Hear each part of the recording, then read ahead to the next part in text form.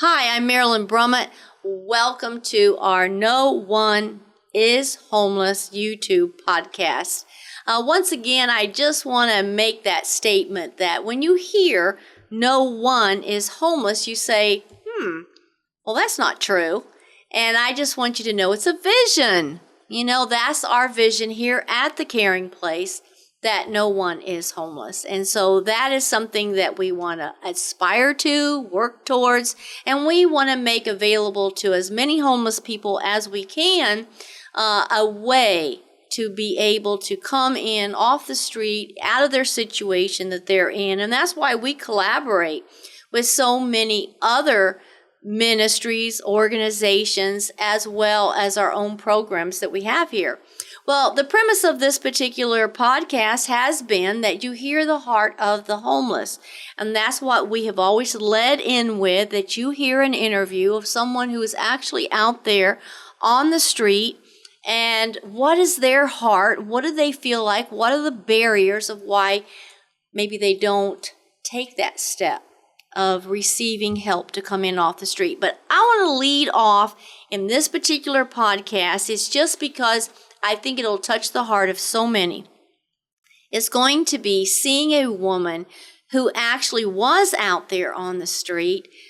She had a lot of issues, and one of them was addiction to various drugs, and so many other issues and problems, domestic violence, all the above.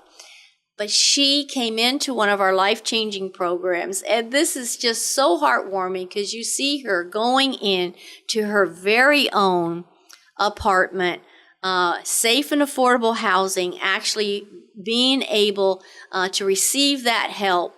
But that's after she worked on her own issues, her own life. But I just got to cut away right now so that you can see Mary as she walks in to her very own place.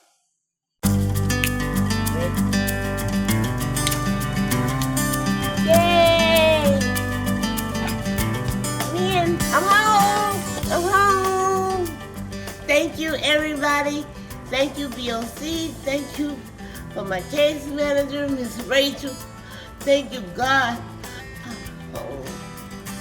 I'm not homeless. I'm home. I have a tutu. Welcome. Yay! Are you coming in to see all the stuff? Yes. God has been good to me. And you can come over for Christmas. Miss Rachel, come on in. We're gonna take the kitchen, you have the patio, you have the bathroom downstairs, 2 bedrooms upstairs, and a bath. God can do it. Just stay focused, trust your case manager, stick to your plan, and say, I can, I will win.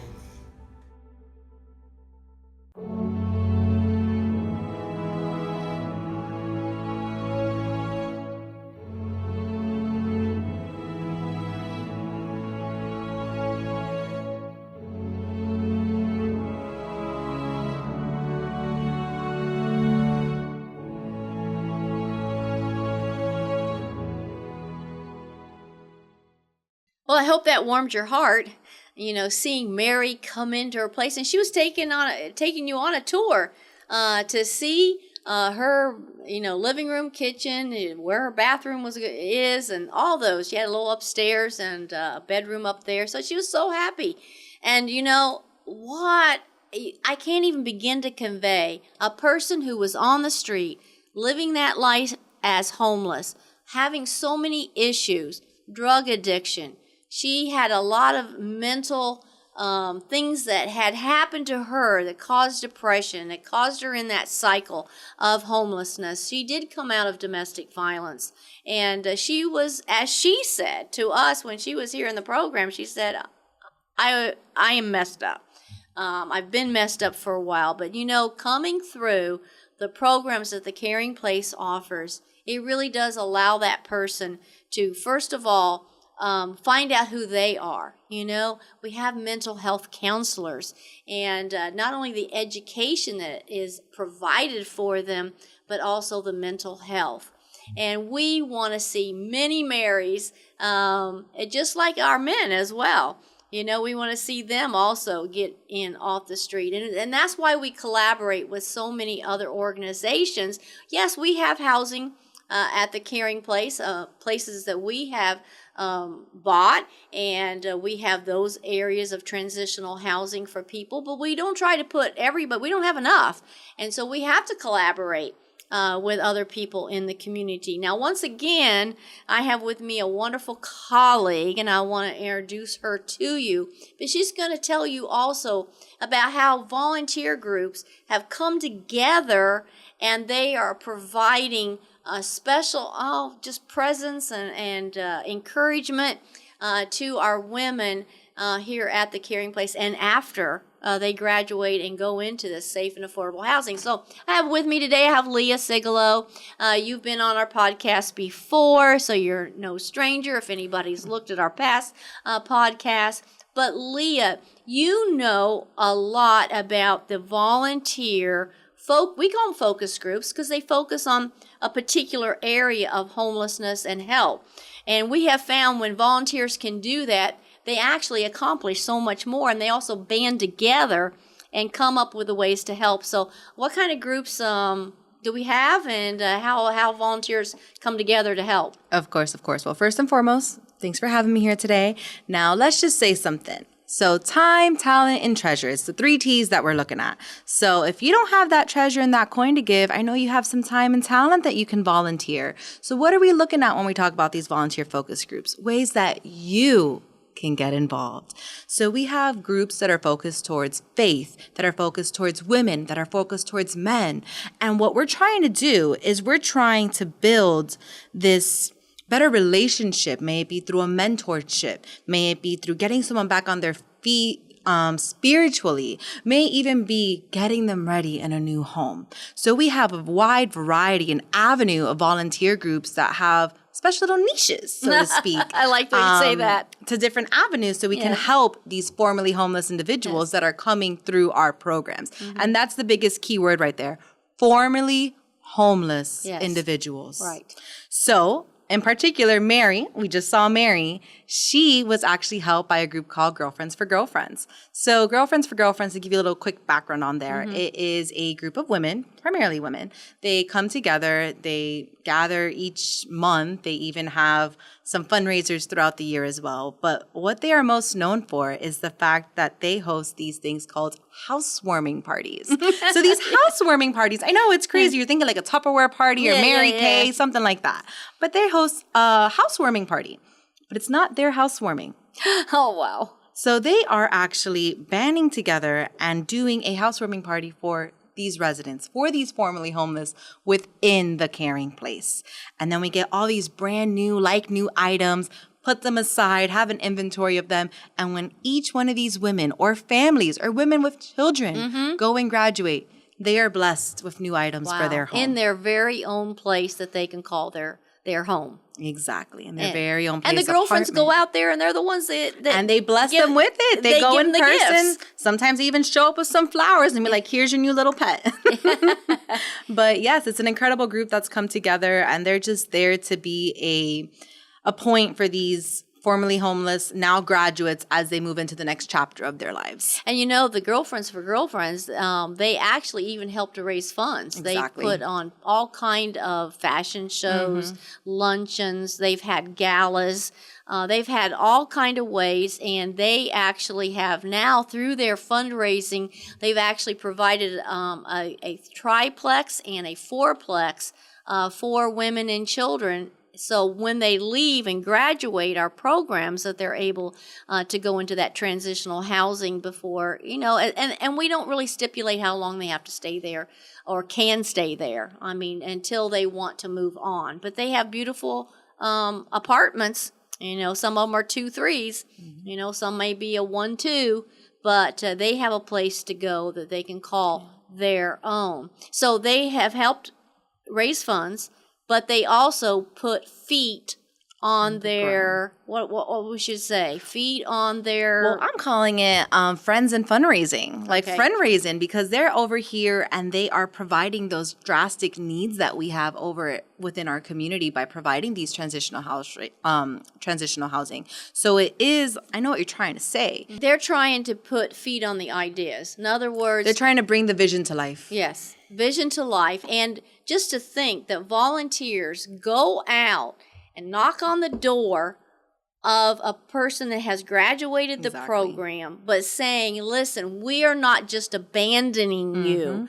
First of all, here's some housewarming presents, and here's my phone number.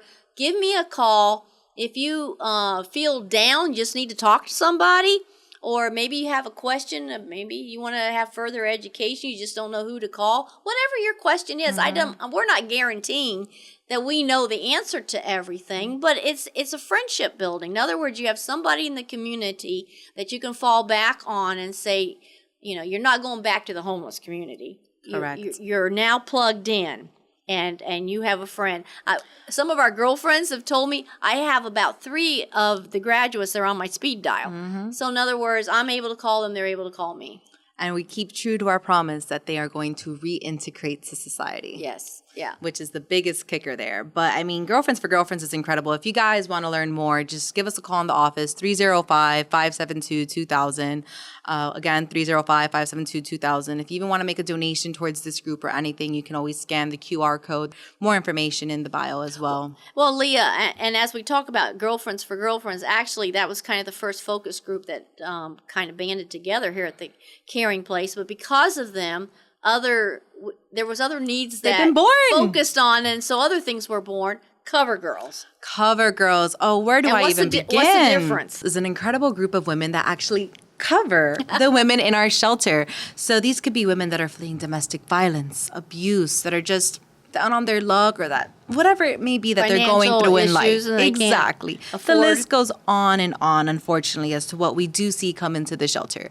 But our Cover Girls, they even have umbrellas. It's adorable.